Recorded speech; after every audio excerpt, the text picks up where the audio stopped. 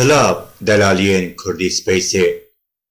Em bi vîdeoyekî nû û bi mijareke balkêş di pêşberî ve temaşevan û zanînhezan e.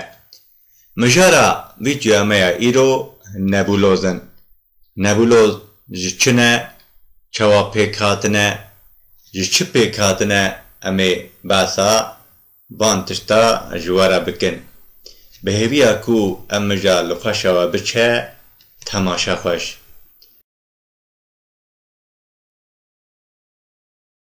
Temaşekirina li nebulozekî tiştekî gelek xweş û balkêş e.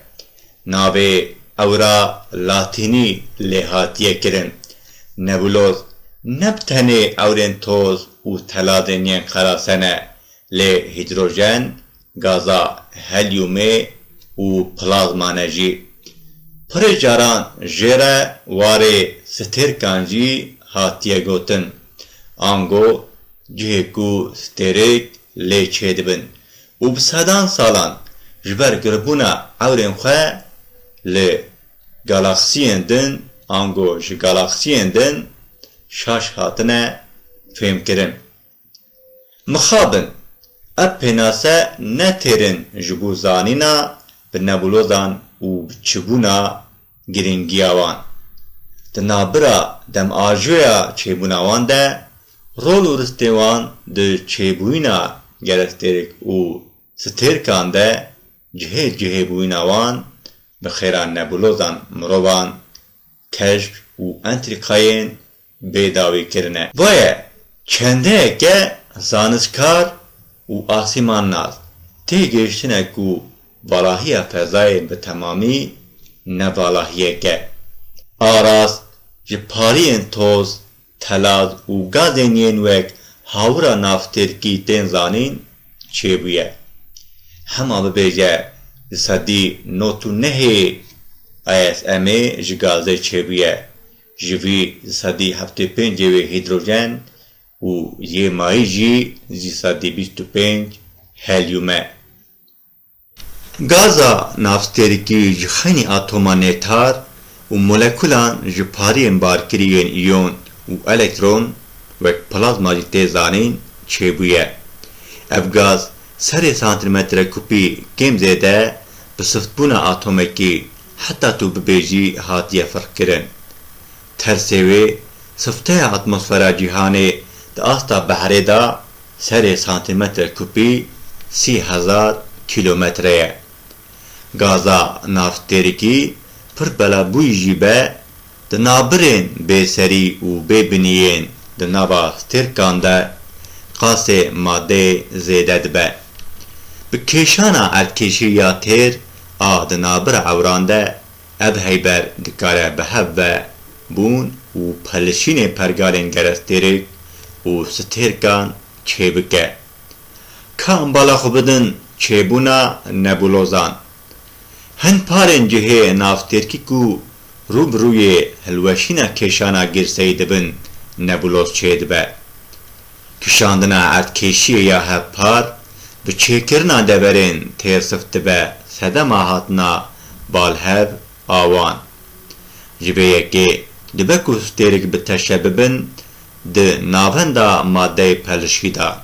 Radyasyona ultraviyole ya iyonize dike dibe sedema xuyabûna gaza li deredorê di dirêjahiya pêlan a optîk da. Mezinahî û berfirahiya pirê nebulozan bi hecma xwe bixazî bi sedan salên ronahiyê ye.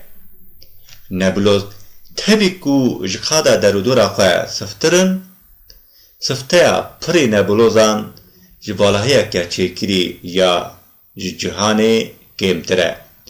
Aras ewrekî nebulozî yê bi berê xwe ku dişibe cîhana me bi tenê bixasî çend kîloyên bêqîmet kiraniya xwe heye. Senifandina nebulozan. Heyberên stêrkî ku mirov dikare wek nebuloz binav bike ji çar beşên bingehîn çêdibin. Pirê wan dikevin nav beşê nebulozên belawela. Ev jî tê wateya ku sînorê wan hê baş nehatiye danîn. ev ronahiya ku tê dîtin li gor reftarên xwe mirov dikare dabeşê du beşan bike: nebulozên emîsyonê û nebulozên teîsînê.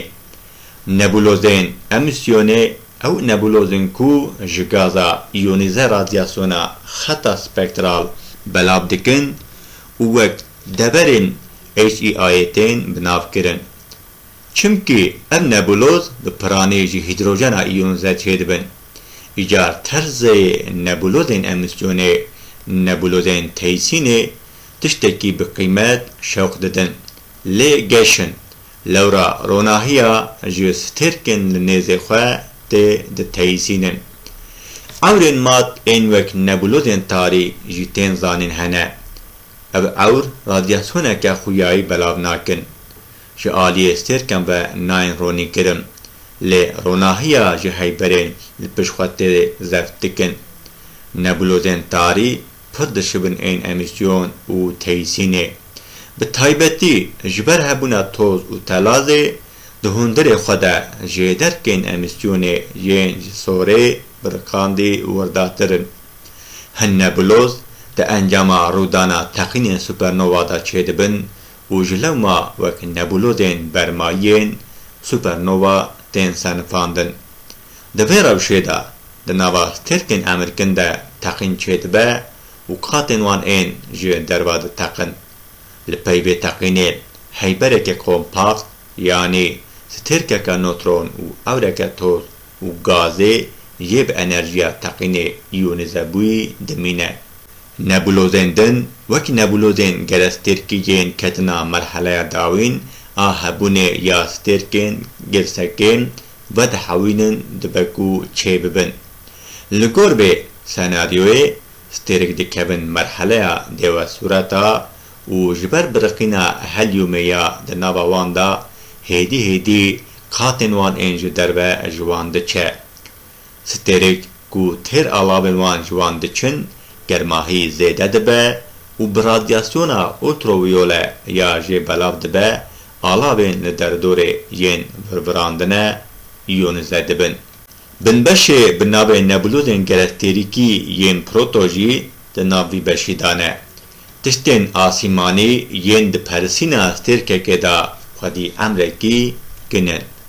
Em merheleyeka bilez û beza di navbira beşê asîmptotîkê dereng û nebulozên gelestêrîkî yên li peyda diqewime.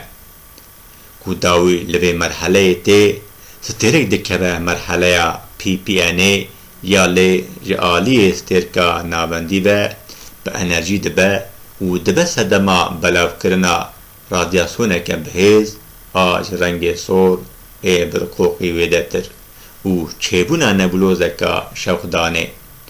Merheleya PPNê stêrka li navenda heta ku bigîje germahiyeka bi 30,000 kelwînî ya ku di peyra biqasî ku gaza li derdorê îyonîze bike dewam dike.